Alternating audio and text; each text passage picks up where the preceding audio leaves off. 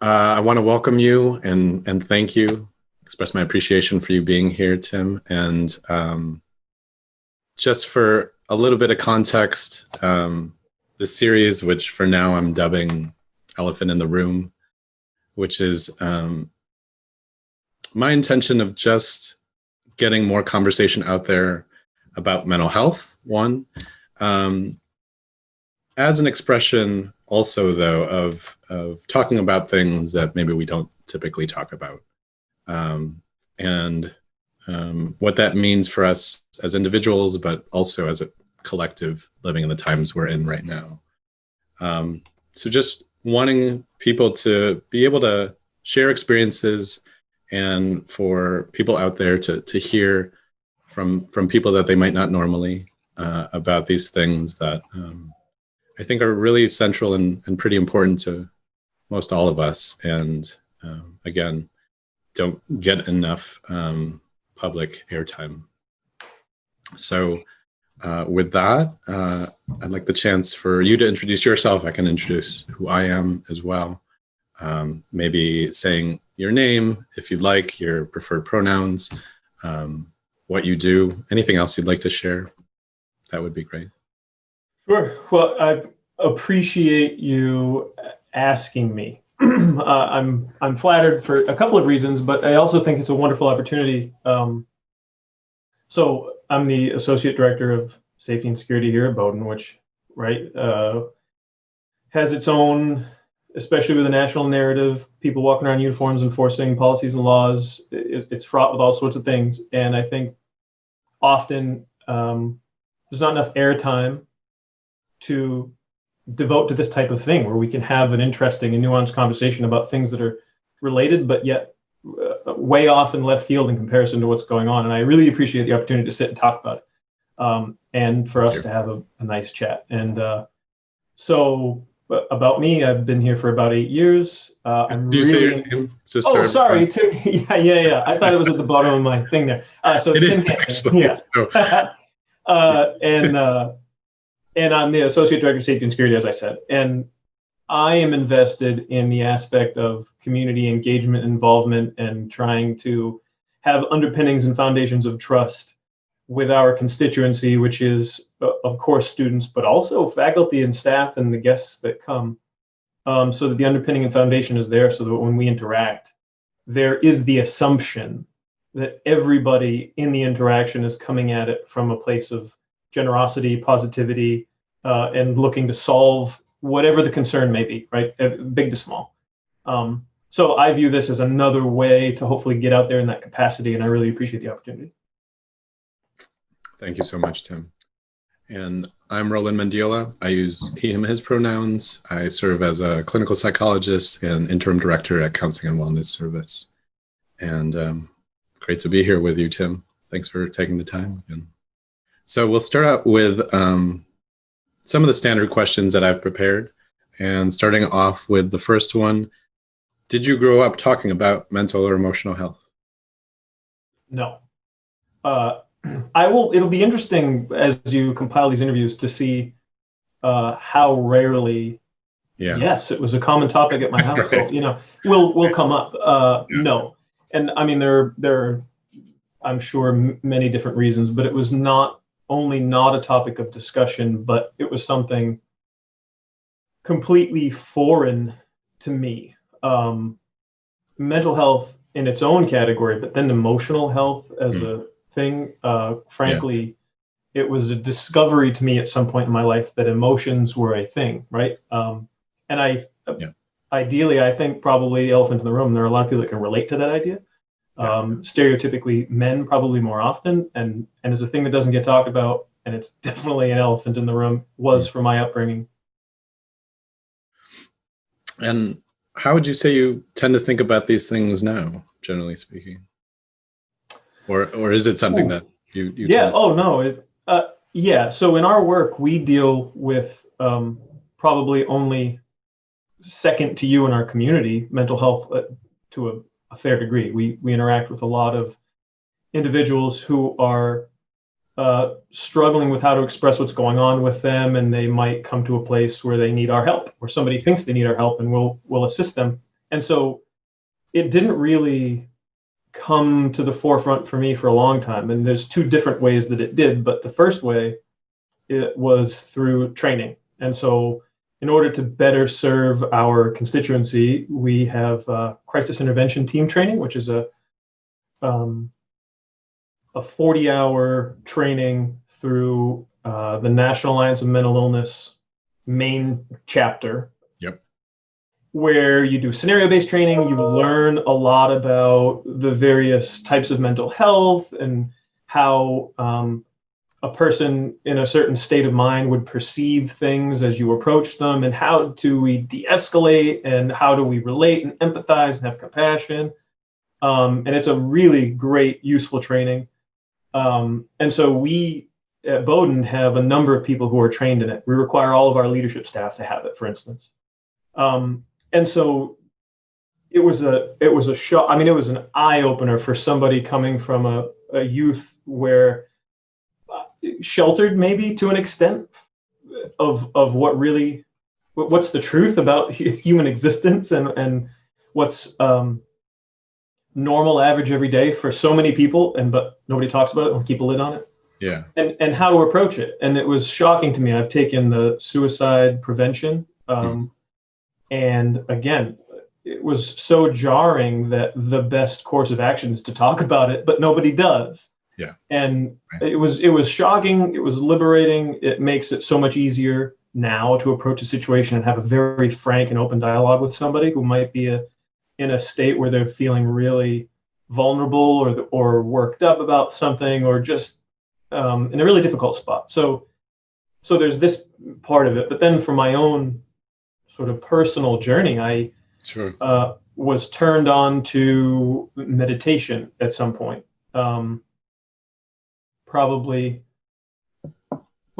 Meditation itself quite some time ago, years. I couldn't say exactly when, but I researched some Buddhist studies, some Zen practice, and dabbled with it a bit, and had some interesting experiences, maybe some would say alarming at some point, and kind of stepped back from it.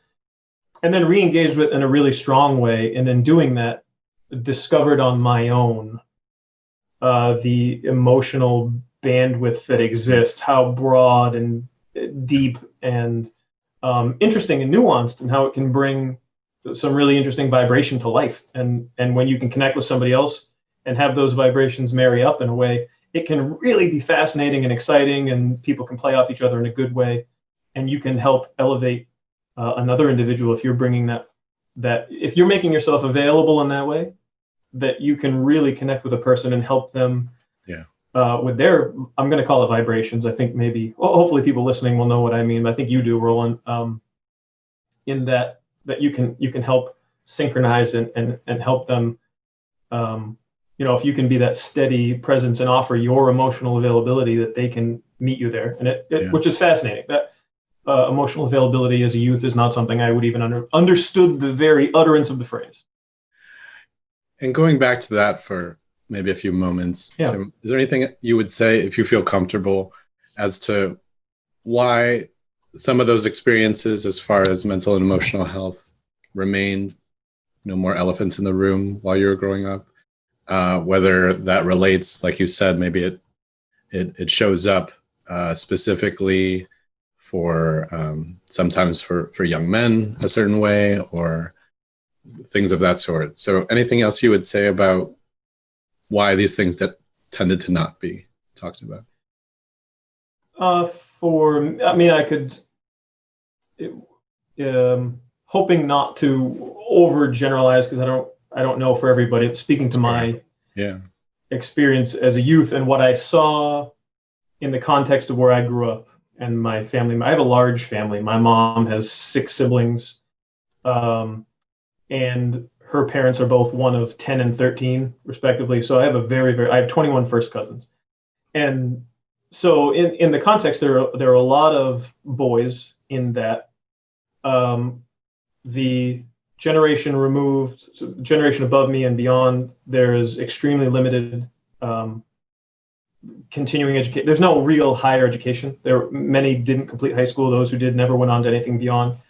And so they were working hard, keeping their nose to the grindstone, trying to provide for their families. They, in their view, and what they passed on was they don't have time, and they can't afford the luxury, if you will, of addressing their emotions or what they're going through or the struggles that they may be facing. They just have to batten down the hatches and weather the storm and get through without, and I think that potentially there's, in some circumstances, maybe something to be said for that. But in time, I grew up in a community that had the highest number of bars per capita in the entire state of Maine. I'm from Maine. And so there's obviously payoffs, right? And those bars were rolling in dough because the fallout from those things can be trying to solve those wounds with alcohol or illicit substances, right? A lot of drug abuse and use in my youth throughout high school. So we tend to have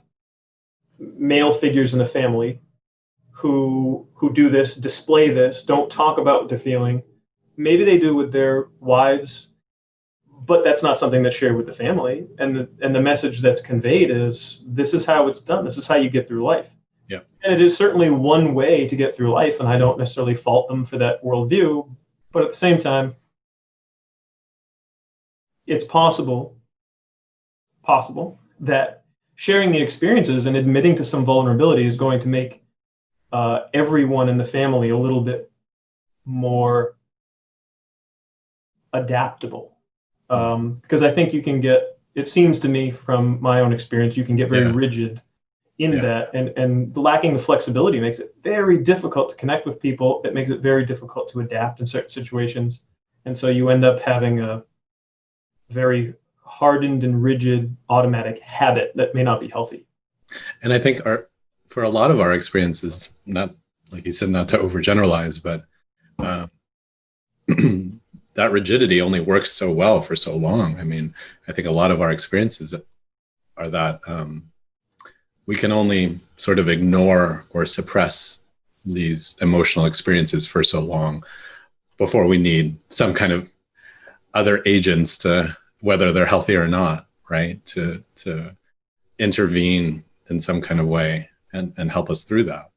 And you're right. I think a lot of us do turn to a lot of unworkable strategies, and that mentality or that example really does get passed on. So I'm curious as to, you brought up, it sounds like this meaningful shift when for you to start practicing meditation. Was there any kind of specific impetus for you to move that way? Yeah, so an overly rigid reactionary pattern based on my youth. Yeah, I mean, so that hits home for you personally. Yeah, no, true, it really, and me too. It's interesting because it's definitely a pattern, and you react certain ways, but you don't observe the patterns created until it's too late, and you've walked yourself right into a tar pit, right? And you're stuck, and you're trying to figure out what's. And if you're really fortunate, somebody extends a hand. Mm-hmm.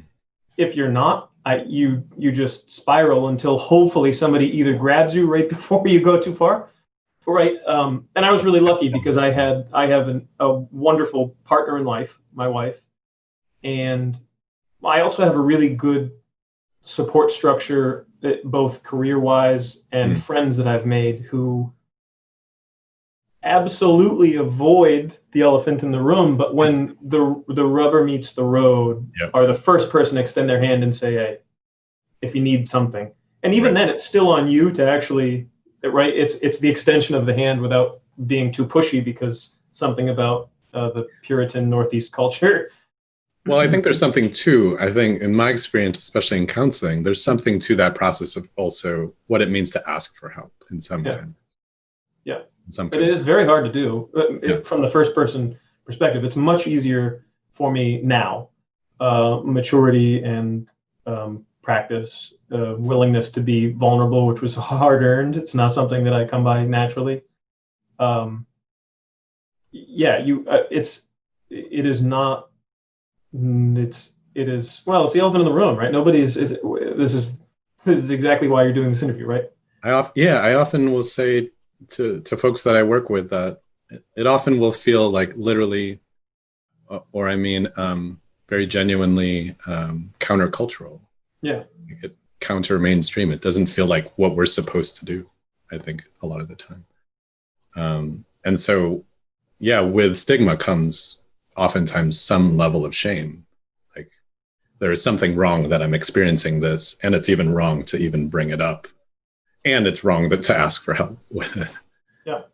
Yeah. What I've found is actually, it's interesting because once you, break the seal, if you will, people come out of the woodworks, if not directly, just to use an example, you might say, oh, my brother-in-law, maybe you'd be interested in talking to him or something, and then you make the connection. So right. It's funny because there's this network, and I relate it to, for this context, potentially for the audience, it's not necessarily as relevant, but I think of like postpartum depression, and the numbers on postpartum depression are staggering.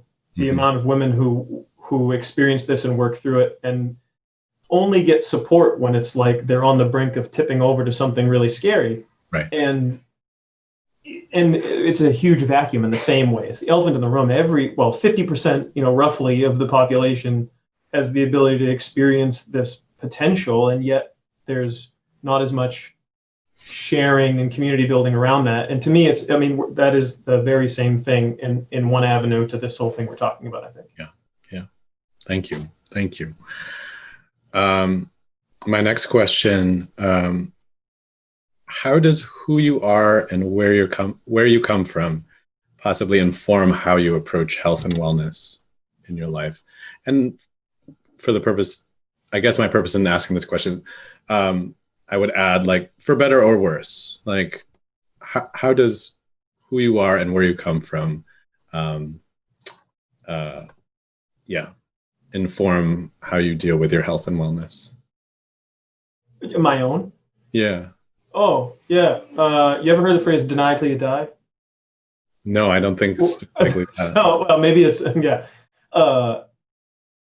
Essentially, my upbringing and life experience to a certain point fits into that bubble, right? Ignore it, move past it, push it aside. And so what became sort of, again, rigid habit, right?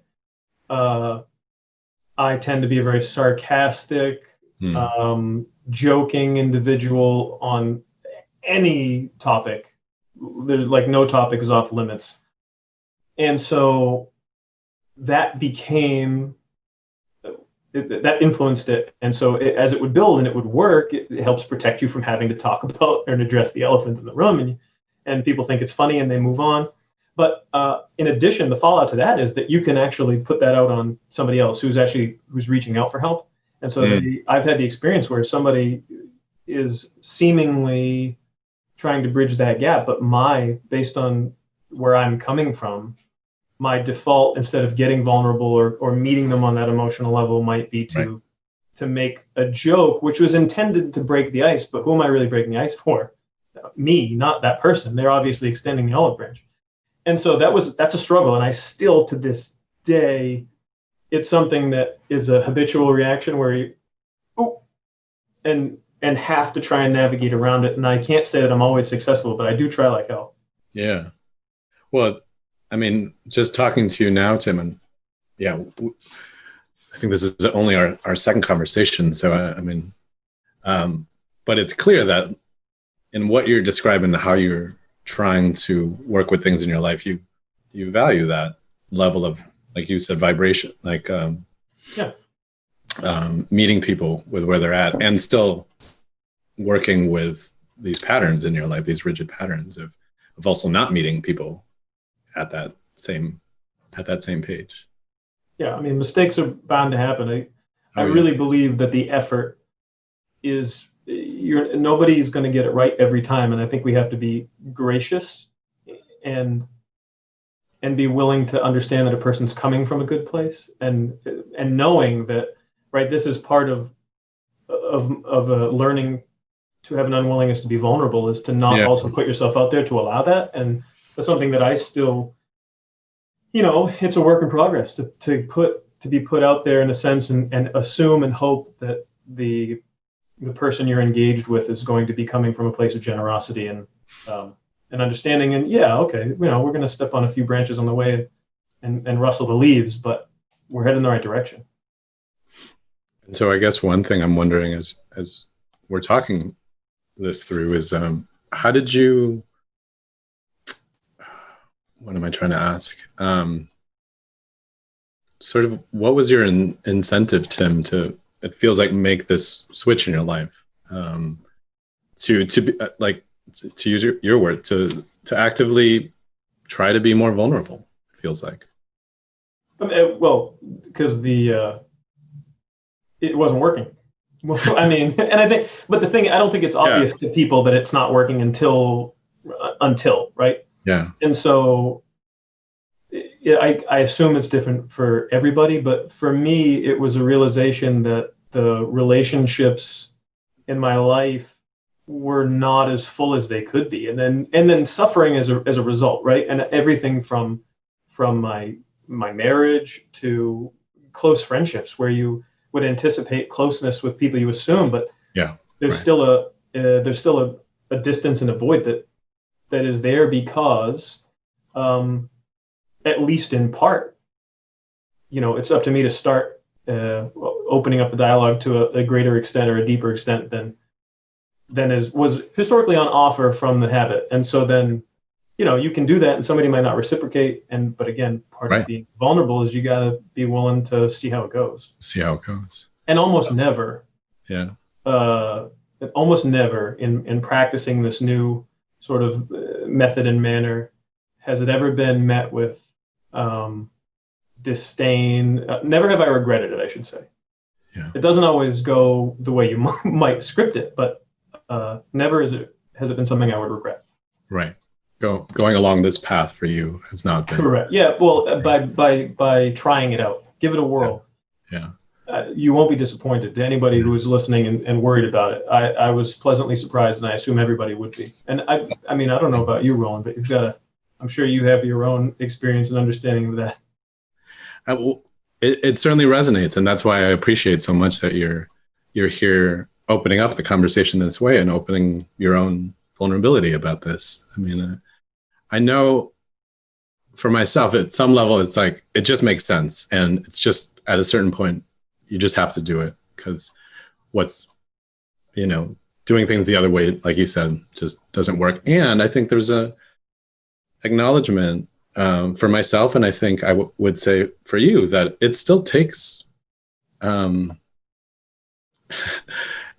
it still takes vulnerability to do it, to be open. And it's interesting. I don't know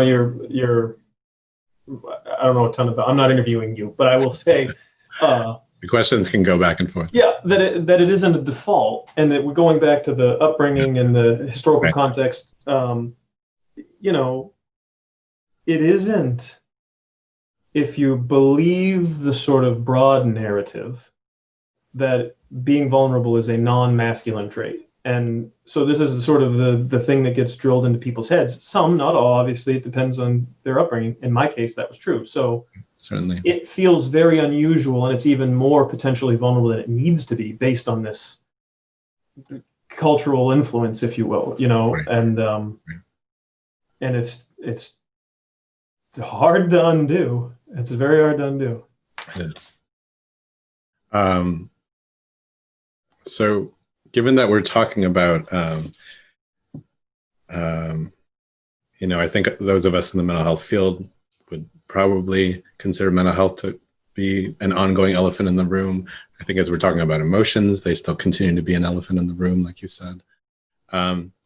Any other kinds of so-called elephants in the room that feel salient to you or your life or the world we live in that you'd like to share?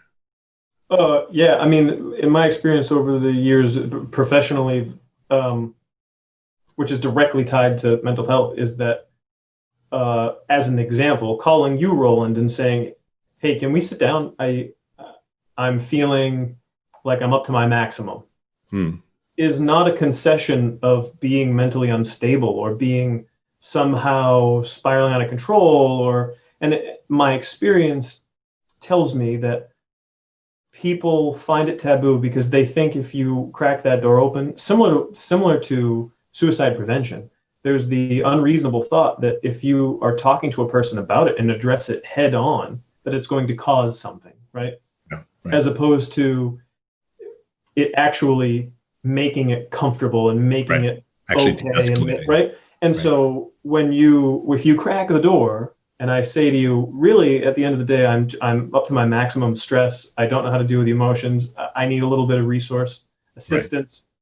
People typically seem to find that very scary because it seems to me they believe there's some type of cascade, Yeah. which isn't. It's untrue. It's just not Right. true. Right. And in fact, Often the fear that people express, myself included, is like, if I start down that path, I'll just come undone, yeah, right. and And everything will fall apart. I have, I've that's not been my experience with people. Here at Bowdoin, they have an excellent EAP program for staff, faculty, right? And I have worked with people across the college, not just in safety and security, but people across the college to help them understand that the EAP is really it is something that people are nervous of. Like, oh my, if I call the EAP, that must mean I'm having a true crisis in my life. Well, not necessarily. Maybe it's just a lot that's built up, and you got a little struggle, and Mhm. you want to address it. And these folks are trained and ready to talk about it, and it will do so much good, right? And I've seen it play out so positively over and over that it's a Mhm. wonder to me that it's still a taboo. But I think people probably don't share their experiences with each other as the elephant in the room either. That it was a positive event to work with the EAP as an example, Yeah. Yeah. or you all, right? I don't know if students are sharing that same experience after having gone and had a visit with you or Shelley or any of your staff to say it was wonderful and it helped so much. And no, I'm not spiraling. I'm not. There's no problem now. I feel good. Yeah. Yeah. To be fair, what I would add too is that, there is, I think, that fear of things coming undone, or having to deal with maybe some level of the shame, either coming internally or feeling like it's coming from someone else about it all. And I think some of that coming undone does happen, Hmm. because there's something happening there that is getting a little undone, which is like our um, oftentimes I think our compulsion to try to keep things together, thinking that that will get us through over and over again. But Yeah, and I think that's why maybe we're highlighting this inherent risk that people are, or that we're encouraging people to take, which is, uh, hey, this is what's really going on, and I think I need support with it. Yeah. Um, from your own experience, Tim, what kind of message feels important for students to get about how to cope with the times that we're living in today? What do you find most helpful for you, and what you've noticed be helpful maybe for other people as well? So, we talking modern age, or are we like framing this with like COVID?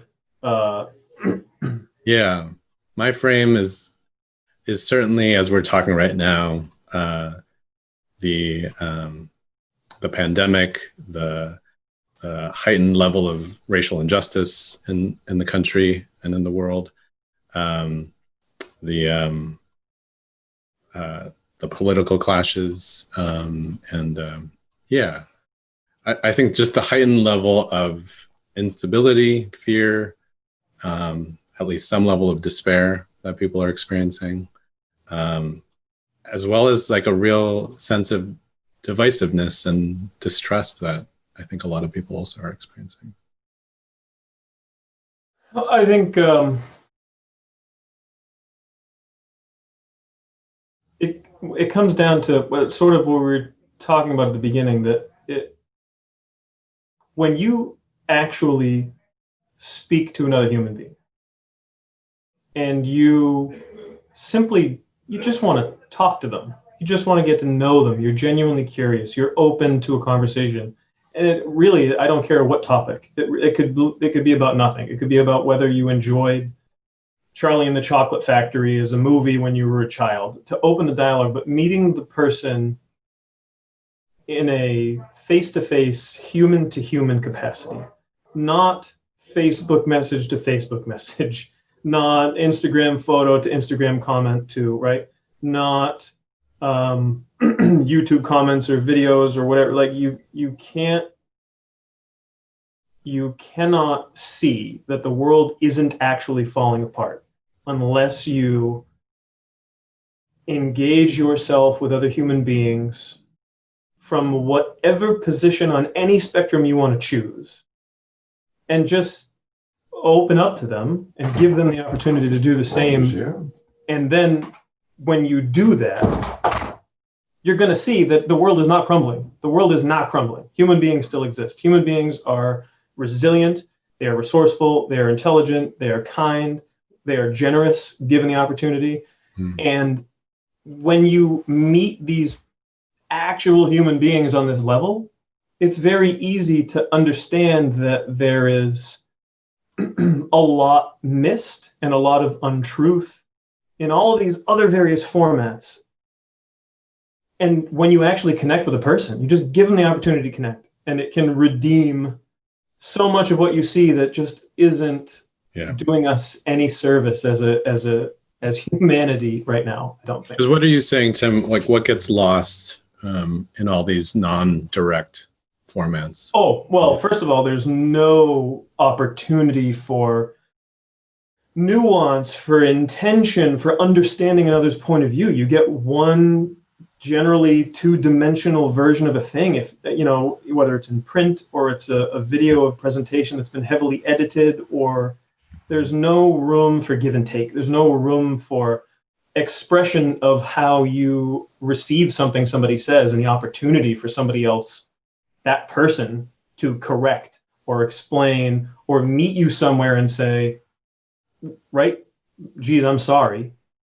Or, oh boy, totally didn't occur to me. That's never been my perspective in life where I come from. That's a really interesting point. Can you tell me more? I mean, if that was a possibility in these forums, I think the connection would be made to an extent that would, again, help people feel there is some redemption left here, as opposed to writing it all off, that at a certain precipice, everybody over here is written off for a certain reason, and vice versa. It's making me think of a recent conversation I had with a neighborhood friend. He's a U.S. Army Afghani vet, saw some of the worst combat. And I was sort of, curious, eager to ask him in a genuine way, like, I'm like, without getting too heady or philosophical, like, I just want to ask you, like, what do you think is at the root of conflict? And he didn't skip a beat. He was just like, I'll tell you what, the root of any human conflict is the inability of one side the inability to see the humanity of the other side. That's what it made me think of, and that really stuck with me. Yeah, no, that's profound on the very small individual level, but also on the huge macro. The whole way up. Right. I mean, when we categorize and set aside groups, or we categorize and hold up high or put down low, whatever. When you categorize and take the humanity away from the individual, and you, again, that's right, you're not connecting on that level of humanity. Once you put that label and put your blinder on, this is the label for this group of people or this type of person or this ideation, whatever it might be, on any level, you remove your ability to have the humanity, and that connection, once it's lost, it leads to so many issues. Oh, absolutely, yeah. Spiral is a great way to put it. And I think that the way that people communicate currently, it lends itself to be able to do that so quickly. Because I think you're almost, maybe not forced, but I think you're compelled to then build up your side, or your story of what's going on. Yeah. And then when you bring that in, without that, the ability to sit and again have that conversation and even just meet somebody from somewhere that you don't, if you can't have that conversation, then the narrative you've been churning up in your head is just going to continue and you're never going to actually get anywhere. I think we so underestimate nuance of human communication, like that I can hold all these very complex, very subtle ideas, and they might be contradictory, and these emotions that might be contradictory, and if we were just like plainly honest, that it would be sort of a mess. I would be like sharing this like experience or this viewpoint that would be sort of a mess, but it would be very, very human, I think. Well, yeah, I was having a conversation with a student 2 weeks ago, maybe. And have you ever heard of the game Katamari Damacy? Mm-mm. It's a video game or a computer. I don't know if it's a computer video. I only ever saw a friend play it. But you start with this sort of seed, and we'll say that it's glue, and you can stick things to it, and it grows. And so you basically go around and accumulate things, and the bigger it gets, the bigger things you can accumulate. And so you're eventually going around and accumulating like entire city blocks, into this thing. But I think of it this way: everybody has their accumulated ball of life experience, which you may share a few pieces and parts that you've traversed the same piece, but there is no way you can say that each person has the same contents. And to assume that simply based on a piece or a part that's sticking out of this light ball, you're doing a huge disservice to that individual and to yourself. Yeah, right. I think that's super well said. I'm mindful of the time, Tim. I'm only sort of mindful of that as the only reason to stop us, because I feel like we certainly got going, and I feel like we could keep doing this, even though originally I was conceiving like 15, 20 minutes for these kind of interviews, Sure. But I think it's great to just be able to let it flow and see where it goes, and also like realizing it, like it forces me to have to touch in with like where I am in this conversation and how sort of open and vulnerable do I want to be at any given point. So great reminder and just a great conversation overall. I appreciate being able to do this. As I'm starting to do it, I also want to welcome people back, and maybe we can do this again and have a follow-up of some kind. And yeah, anything you want to say about how this felt to do? No, I mean, it goes by fast. I feel as though we, like you, we just sort of got started, and I didn't realize that we were winding up on time.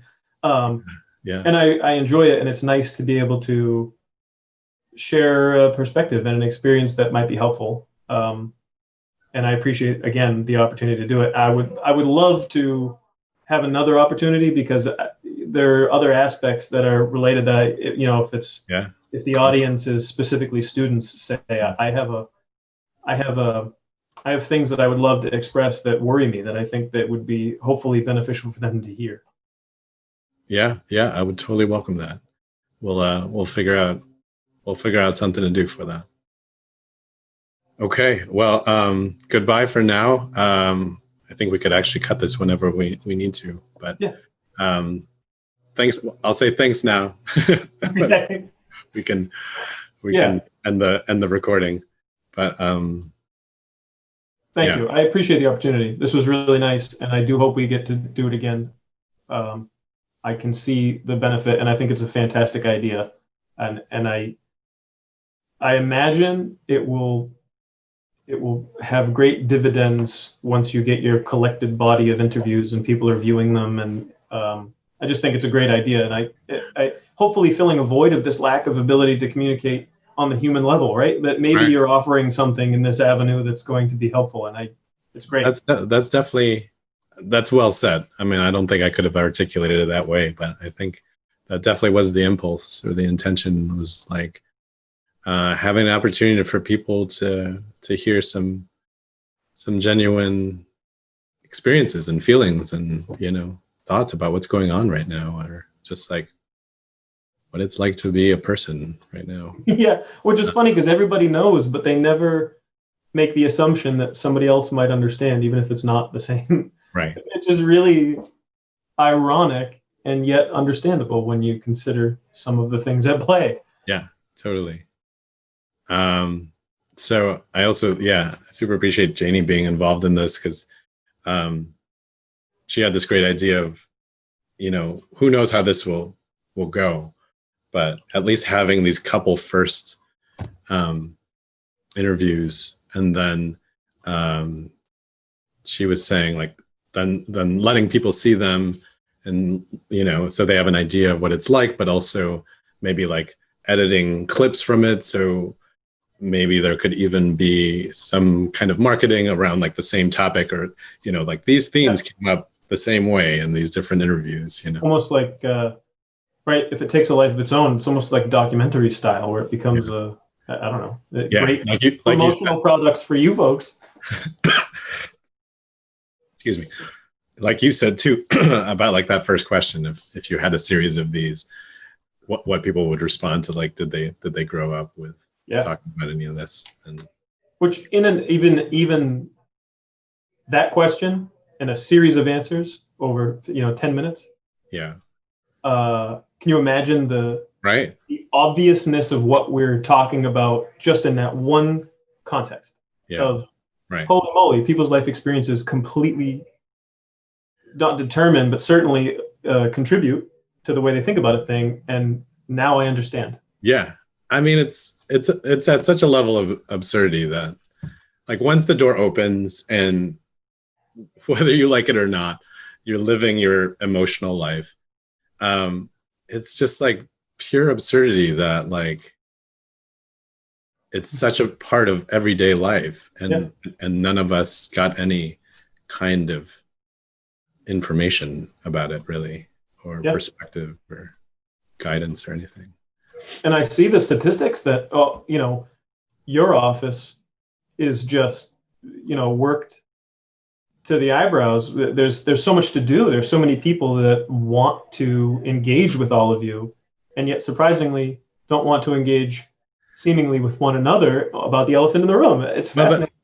That's an interesting conversation too, because at least some of my perspective on it is that, and I'll make this, it sounds somewhat of a joke when I say this to students or groups, that if I would like fully welcome being out of a job. Yeah, right. Yeah. If adults, parents, mentors, coaches, all of us, if we open the door differently to the emotional lives of children, like, I'd be out of a job.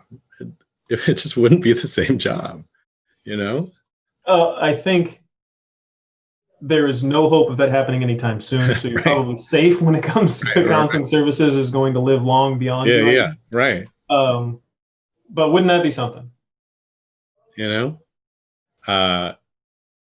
Right. And in a lot of ways, it does boil down to, I think, like, just awareness and basically like honoring of the whole array of emotional experiences. I mean, and understanding that we have all been dinged and damaged at some point. Yeah, right. You either choose to bring it with you, or you leave it behind in the right place. And navigating which of those two is better served at the moment is much harder than it seems, I think. Yeah.